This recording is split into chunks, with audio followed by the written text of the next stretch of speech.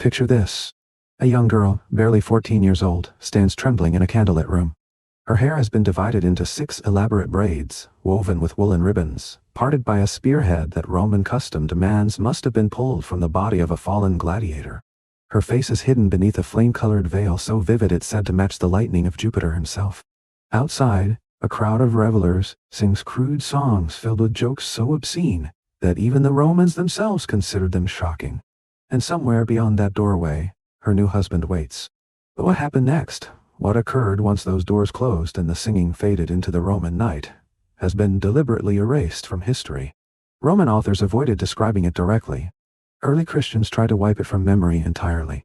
And for 2,000 years, scholars have pieced together fragments of a ritual so disturbing that entire civilizations tried to pretend it never existed. What if I told you that the romantic image of Roman weddings, the white dresses, the exchange of vows, the throwing of flowers and grain, all of it was merely the prelude to something far darker? What if the traditions we still practice today, carrying the bride over the threshold, tying the knot, even the wedding night itself, all originated from ceremonies designed not for love, but for legal validation, social control, and practices that would horrify modern sensibilities? Tonight, we're pulling back the veil on one of history's most closely guarded secrets. We're going to explore what really happened during the wedding night rituals of ancient Rome. And I promise you, by the end of this journey you will never look at wedding traditions the same way again. Welcome to the hidden history of Rome. To understand what happened behind closed doors in ancient Rome, we first need to understand the world these young brides were entering. Rome wasn't just a city. It was an empire that stretched across the known world, a civilization that gave us law, architecture, literature, and philosophy. The Romans considered themselves the most civilized people on earth. Their ceremonies were steeped in centuries of tradition, each gesture carrying meaning passed down through countless generations. But here's what the history books don't tell you. Roman civilization was built on a foundation of rituals that served very specific purposes. Marriage wasn't about love. It wasn't even primarily about family. Marriage was a legal and religious contract, a transfer of property and power from one family to another. And the wedding night wasn't a private moment between two people in love. It was the final, crucial step in validating that contract. A step that required witnesses, oversight, and practices that would make modern observers deeply uncomfortable. The Romans believed that every aspect of life was governed by gods. Dozens of deities presided over the wedding ceremony alone. There was Juno, the goddess of marriage and childbirth, whose very name gave us the tradition of June weddings. There was Hercules, whose legendary knot bound the bride's garments and symbolized the unbreakable bond of marriage. There was Jupiter, whose lightning was represented in the color of the bride's veil. But there were other gods too. Gods whose names were spoken in whispers. Gods whose rituals were so sensitive that even the Romans themselves seemed embarrassed to describe them in writing. And it's in the worship of these forgotten deities that we find the darkest secrets of the Roman wedding night. But before we get to what happened in that candlelit bedroom, we need to understand how a Roman bride arrived at that moment. Because the journey itself was designed to transform her, to strip away her identity as a daughter, and remake her as a wife. And nothing about that transformation was gentle. The preparation began the night before the wedding. As darkness fell over Rome, the young bride would gather her childhood possessions. Her toys, her dolls, perhaps a small leather pouch called a bulla that she had worn around her neck since infancy. These weren't just keepsakes. They were symbols of her childhood, her identity, everything she had been up until that moment. And then, in a ritual that must have felt like a small death, she dedicated all of these objects to the Lares, the household gods of her father's home. She was saying goodbye. Goodbye to her childhood. Goodbye to her family's protection. Goodbye to the only life she had ever known. But here's where it gets dark. Most Roman brides were young. Shockingly young by modern standards. The legal minimum age for marriage was 12 years old, and many girls were married between 12 and 14. Some weren't even old enough to have put away childish things on their own. Their mothers did it for them. That night, the bride also put on a special garment called the tunica recta, a white tunic woven in a single piece that fell all the way to her feet. Some sources suggest she wove this garment herself, standing at the loom, creating the very dress in which she would be given away. This wasn't just clothing. It was a symbol of the domestic life she was about to enter, a preview of the endless hours she would spend at the loom as a Roman wife. She slept in this tunic, and when morning came, her transformation would continue. Dawn on the wedding day brought the bride's mother to her bedside. Roman poets describe this moment with unusual tenderness, capturing the bittersweet nature of a mother preparing her daughter for a journey from which she would never truly return. The mother would dress her daughter carefully, knowing that this was one of the last times she would care for her in this way. The tunica recta remained, but now it was fastened around the waist with a special belt made of wool. This wasn't just any belt. It was tied in what the Romans called the nodus Herculaneus, the knot of Hercules. And yes, this is where our expression tying the knot comes from. But the significance of this knot goes far deeper than a simple phrase. According to Roman tradition, Hercules was the guardian of wedded life, and this knot was virtually impossible to untie. That was intentional. On the wedding night, the husband would be tasked with untying this knot in complete silence, a ritual act that symbolized his rightful claim to his bride's virginity. The difficulty of the knot represented the virtue of the bride herself, while the husband's eventual success represented the consummation of their union. Think about that for a moment. The Romans designed a piece of clothing specifically to make the wedding night more difficult, more ritualized, more meaningful in a legal and religious sense. This wasn't romance. This was ceremony. This was law. But the belt wasn't the only transformation. The bride's hair underwent an equally symbolic change. Using a spear, possibly one that had been thrust into a gladiator's body, the bride's hair was parted into 6 sections. These 6 braids, called the sex crimes, were then woven with woolen ribbons and arranged in a style that served a very specific purpose. You see, this hairstyle was also worn by the Vestal Virgins, the sacred priestesses who tended Rome's eternal flame. By styling herself like a Vestal, the bride was making a statement about her own virginity and purity.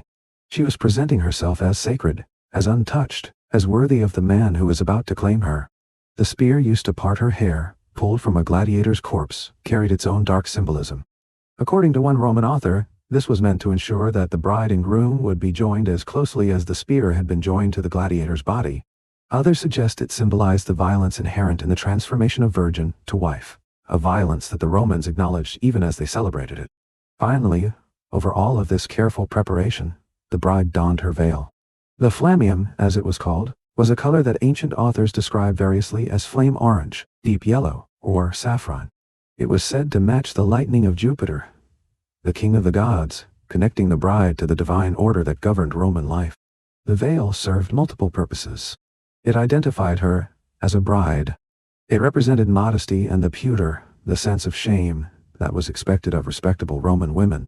But it also hid her face, concealing her tears and her fear from the watching crowd. 'Cause yes, the Romans expected the bride to cry. They expected her to show reluctance, to cling to her mother, to appear as if she were being taken against her will. This wasn't just tradition. It was a reenactment of one of Rome's founding myths, the famous rape of the Sabine women, when Rome's earliest men abducted women from a neighboring tribe to become their wives. Every Roman wedding was, in a sense, a ritualized kidnapping, and the bride was expected to play her part. The house of the bride's father had been decorated since before dawn. Flowers, tree boughs, bands of wool, and rich tapestries adorned every surface. The guests had arrived before sunrise, gathering in anticipation of the ceremony that would unite 2 families, 2 fortunes, and 2 futures. But before any human ceremony could begin, the gods had to be consulted. In the most ancient and sacred form of Roman marriage, called confariatio, official augurs would sacrifice a sheep and examine its entrails, searching for signs of divine favor. Even in later periods, when these elaborate rituals had become less common, some form of omen reading was considered essential. If the omens were unfavorable, the wedding could be postponed or canceled entirely. Rome was a society built on divine signs, and no sensible family would begin a marriage that the gods had not blessed. Little did the young bride know, as she waited nervously for the results of this sacrifice, that the reading of entrails was only the beginning of the religious rituals she would endure that day. When the omens were pronounced favorable, the bride and groom appeared together in the atrium, the public room of the house.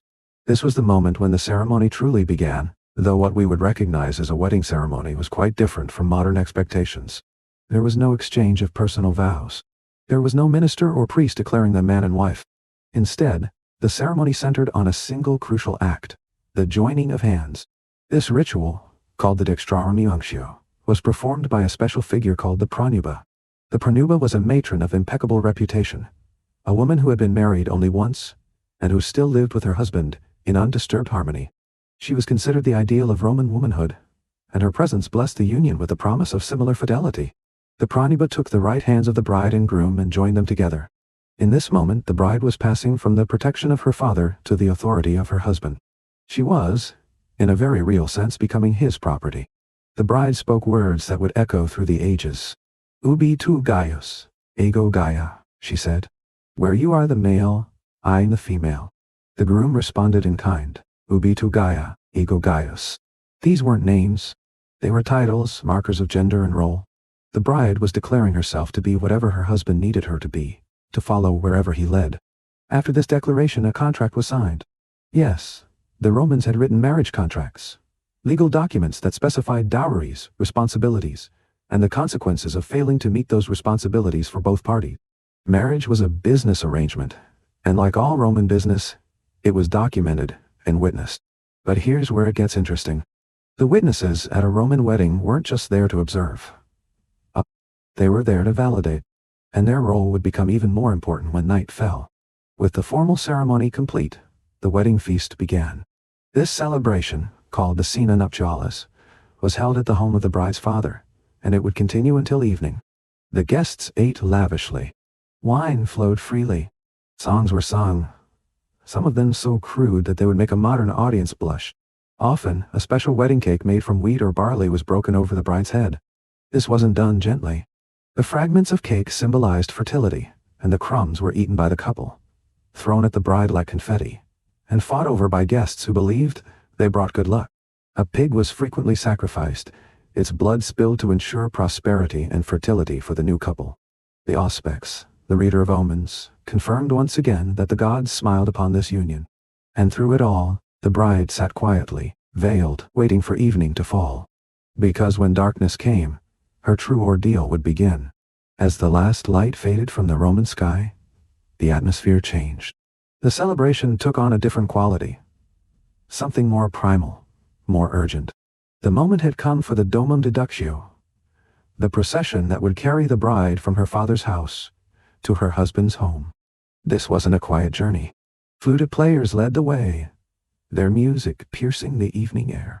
5 torch-bearers followed, their flames representing Ceres, the goddess of fertility and the harvest. Behind them came the singing crowd, their voices raised in the marriage hymn, the Hymenaeus. And then, in a moment that would define Roman marriage for centuries, the groom seized the bride from her mother's arms. Roman authors describe this act with violent language. They emphasize the bride's tears, her reluctance, her mother's desperate embrace. This was the ritualistic kidnapping at the heart of every Roman wedding, a reenactment of a crime that had become a sacrament. The bride was expected to appear unwilling. She was expected to resist, to weep, to call out as if she were being abducted against her will. This wasn't acting, not entirely. Many of these young women were terrified. They were leaving everything they knew, traveling to an unfamiliar house, to consummate a marriage with a man who might be a virtual stranger. The age difference between Roman husbands and wives was typically significant. Grooms were often 10 years older or more than their brides. A 14-year-old girl might be handed over to a man in his mid-20s, a man who had experience and authority that she could barely comprehend. And so she wept. And so she was carried away. The procession through the streets was a spectacle. Romans loved spectacles, and a wedding was an opportunity for public celebration. But the songs being sung weren't love songs. They were the verses Fecinini, verses filled with coarse jokes and crude sexual references. The Romans believed that these obscene songs served a protective function, that their vulgarity would ward off evil spirits who might otherwise curse the marriage. But the effect on the young bride can only be imagined. Walking through the streets, her face hidden behind her flame-colored veil, listening to strangers sing about what was about to happen to her. As the procession moved through Rome, it paused at crossroads. Here, the bride was expected to honor the lares, the protective spirits who guarded intersections. She would leave a coin in a small wallet, a symbolic payment for safe passage through the city. 3 young boys walked beside her, each of them with both parents still living. 2 held her hands while the third carried a torch of white thorn before her. Behind her came the symbols of her new life. A distaff and spindle, the tools of woolworking that would occupy much of her time as a Roman wife. The crowd shouted an ancient cry, something like Talasius or Talasio, the name of a Sabine deity, whose functions even the Romans themselves had forgotten. They threw nuts to the children who gathered along the route, symbols of fertility and abundance. And step by step, the groom's house drew closer. When the procession reached its destination, the bride could see that the doorway had been prepared. Wreaths of greenery hung from the posts. Wool had been wound around the frame. 2 blazing torches marked the entrance as a sacred space. But before she could enter, the bride had work to do. She anointed the door with oil and fat substances that symbolized plenty and prosperity. The fat of a pig honored Ceres. The fat of a wolf honored Rome itself. She wound the doorposts with bands of wool, a preview of the domestic duties that awaited her inside. All of this was prologue. All of this was ritual preparation for what was about to happen. And then, carefully, deliberately, the bride was lifted over the threshold. This wasn't a romantic gesture. This wasn't a groom sweeping his beloved into their new life together. This was a protective measure, designed to ensure that the bride did not trip or stumble as she entered the house for the first time. A slip of the foot would be a terrible omen, a sign that the marriage was cursed from its first moment. There was another reason too. The Romans believed that the household spirits, the protective layers of the family, might be angered if a stranger simply walked into their domain. By carrying the bride over the threshold, the husband was demonstrating that she had not entered willingly, that the spirit should not hold her accountable for this intrusion. Once again, the bride's reluctance was essential to the ritual. Once again, she was positioned as a victim, taken rather than welcomed. Inside the house, the husband waited in the atrium. He offered his new wife 2 things: fire and water. These were the essential elements of household maintenance, the resources she would use to keep their home running. By accepting them, she was accepting her role as the caretaker of his household, the manager of his domestic life. The bride touched the fire and water, then honored the lararium, the small shrine where the household gods were worshipped. She was taking her place as the spiritual guardian of this new family, responsible for the rituals that would keep them safe and prosperous. And somewhere in the house, a bed was waiting. The room had been prepared according to strict tradition. The bed, called the lectus genialis, was positioned carefully. And here's the detail that most history books leave out. It was placed so that it could be easily seen from the doorway, because that doorway by custom would remain open through the night. Oil lamps burned steadily, casting enough light for observers to see what was happening. And observers there would be.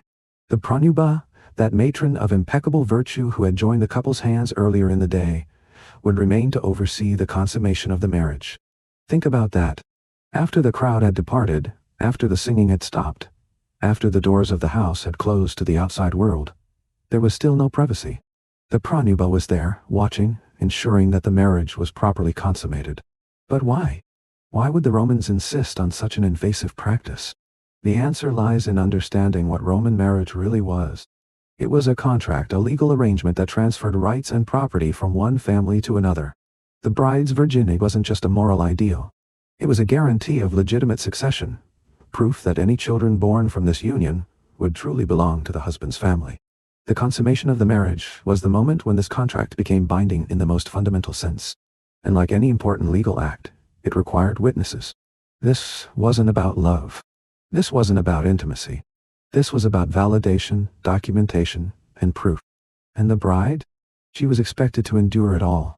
She had been prepared for this moment since childhood, taught that her role was to submit, to accept, to produce legitimate heirs for her husband's family. Her feelings were secondary to her function. Her desires were irrelevant to her duty. But here's where the story takes an even darker turn. Here's where we encounter the rituals that Roman historians themselves seemed embarrassed to describe, practices so disturbing that later generations tried to erase them from memory entirely. Hidden among the scattered references and incomplete records of Roman wedding customs, there are hints of something more. Something involving wooden figures. Something involving forgotten gods. Something that would provoke fury and disgust from Christian writers centuries later. The early Christian theologian Augustine, writing his Christianity tightened its grip on the Roman world, described these practices with barely contained outrage. He spoke of Roman brides being required to perform certain acts before lying with their husbands, acts that took place in front of witnesses, acts involving religious symbols that even Augustine seemed reluctant to describe in detail. What exactly happened in those candlelit rooms? What role did these wooden figures play? What did the forgotten gods demand of these young women on their wedding nights? The truth is, we may never know for certain. The Romans themselves were selective about what they committed to writing, and Christians who came later were eager to destroy any evidence of pagan practices they found particularly objectionable.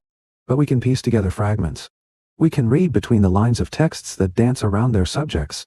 And we can understand that the Roman wedding night was not simply a private moment between husband and wife, but a religious ritual with specific requirements, specific observers, and specific gods to be propitiated. The Pronuba who watched over the consummation wasn't merely a witness. She was a religious figure, a representative of Juno and the other goddesses of marriage. Her presence sanctified the act, transformed it from mere physical union into sacred ritual. And the bride, that young woman who had spent all day being transformed, being paraded, being taken from her family? She was the central figure in a religious ceremony she could not control, and perhaps barely understood. She was performing for gods whose names we have forgotten, satisfying requirements that history has deliberately obscured. One historian wrote that the wedding night took the form of a legal rape, a phrase that sounds harsh but reflects Roman attitudes about the relationship between husbands and wives. Men who were accustomed to using slave women however they pleased often struggled to distinguish between taking the initiative and simply taking what they wanted. Some ancient sources suggest that it was considered considerate for the groom to forego deflowering his bride on the first night, out of concern for her youth and inexperience. But this forbearance, if we can call it that, was merely a postponement, and some sources suggest the groom compensated for this restraint in other ways. The morning after brought more ritual, more ceremony. The bride was expected to make her first offering to the gods as a matrona, a married woman. She had completed her transformation overnight, becoming someone new, someone whose identity was now defined entirely by her relationship to her husband. A second feast, called the Reposha, was held at the groom's house. Friends and family gathered again to celebrate, to eat, to witness the new couple in their domestic setting. The bride appeared not in her flame-colored veil, but in the clothing of a Roman wife, a married woman ready to begin her new life. In the days and weeks that followed, the couple would be feted by everyone in their social circle. Party after party, feast after feast, the marriage would be celebrated and validated through continuous public recognition. And somewhere in that whirlwind of obligation and expectation, the young bride had to find her place in a household that wasn't hers, serving a husband she might barely know, watched over by slaves and family members who would report any failure to meet her duties. This was Roman marriage. This was what lay behind the veils and the flowers and the songs. This was the reality that romantic idealization has obscured for 2,000 years. The rituals of Roman marriage didn't die with Rome. They evolved, transformed, and filtered down through the centuries, shaping wedding traditions that we practice today without understanding their origin. When a modern groom carries his bride over the threshold, he is performing a ritual that ancient Romans would recognize, though the significance has been lost. The Romans did it to protect against evil omens and angry household spirits. We do it because it seems romantic, never considering that this romantic gesture originated in a context of ritualized abduction. When we speak of tying the knot, we're referencing that wool belt tied around the Roman bride's waist, the knot of Hercules that her husband would untie in silence on their wedding night. The phrase has become a gentle metaphor for marriage, but its origin was far more literal and far more charged with symbolic meaning. When brides wear white, they're following a tradition that became popular in the 19th century, but has roots stretching back to the white tunica recta of Roman bride. When we throw rice or confetti, we're echoing the grain and cake crumbs that Romans threw at brides to ensure fertility. When we hold June weddings, we're honoring Juno without even knowing her name. But here's what we've lost. Here's what 2,000 years of Christian influence and Victorian modesty have erased from our understanding. We've forgotten that marriage was once a public act, witnessed and validated by community members who had a stake in its success. We've forgotten that the wedding night was once a religious ritual, not a private moment. We've forgotten that brides were once expected to cry, to resist, to appear unwilling, because their reluctance was part of the ceremony. And we've forgotten the darker elements, the open doorways, the watching pronuba, the wooden figures and forgotten gods. The ritual so disturbing that even the people who practiced them seemed ashamed to describe them in writing. What does it mean that our most cherished romantic traditions have such troubling origins? How should we understand the line between cultural tradition and historical reality?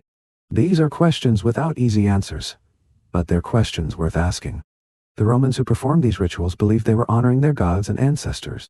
They believed they were ensuring legitimate succession and family prosperity.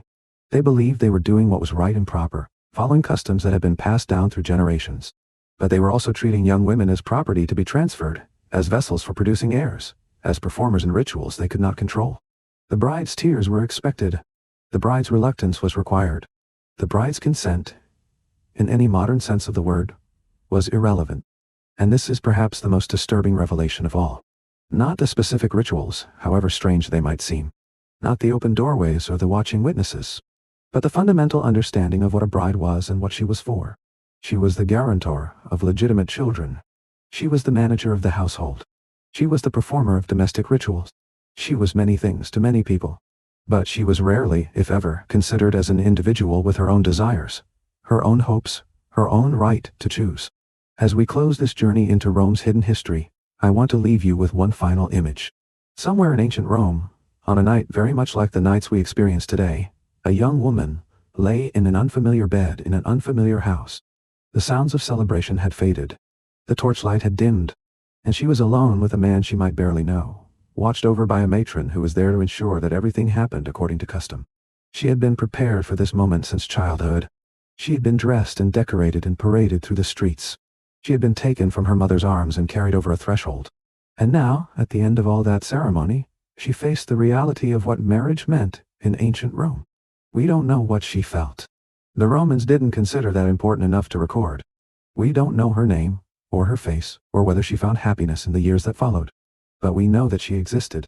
Thousands of young women like her existed, going through these rituals year after year, century after century, until the empire finally fell and new ways of thinking began to emerge. Their stories have been largely forgotten. Their experiences have been overshadowed by tales of emperors and conquests, gladiators and senators. History books teach us about Rome's military might and architectural achievements, but they rarely stop to consider what life was like for a 14-year-old bride on her wedding night. Now you know. Now you understand what those veils and flowers really meant. Now you can see past the romantic mythology to the darker truths beneath. And the next time you attend a wedding, the next time you see a bride carried over a threshold or hear someone talk about tying the knot, you'll remember. You'll know where those traditions came from. You'll understand the centuries of meaning that hide behind our most familiar rituals. History is full of secrets like this. Hidden truths that change how we see the world. Forgotten practices that reveal the darkness behind civilization. Stories that the powerful tried to suppress, but that survived anyway, preserved in fragments, waiting for someone to piece them together. If this story has opened your eyes to a side of history you never knew existed, if you found yourself questioning the origins of traditions you've always taken for granted, then I have good news. This is just the beginning. Subscribe to this channel, and together we'll continue to explore the hidden corners of history. We'll uncover the secrets that textbooks ignore. We'll reveal the truths that time has tried to bury. Leave a comment telling me which ancient mystery you want me to investigate next. Like this video so that others can discover these forgotten stories. And share it with anyone who you think deserves to know the real history behind our most familiar tradition. Because the past is never as simple as it seems. And the more we understand where we came from, the better we can understand who we are today. Until next time, keep questioning, keep searching, and never stop looking for the truth that hides behind the myths.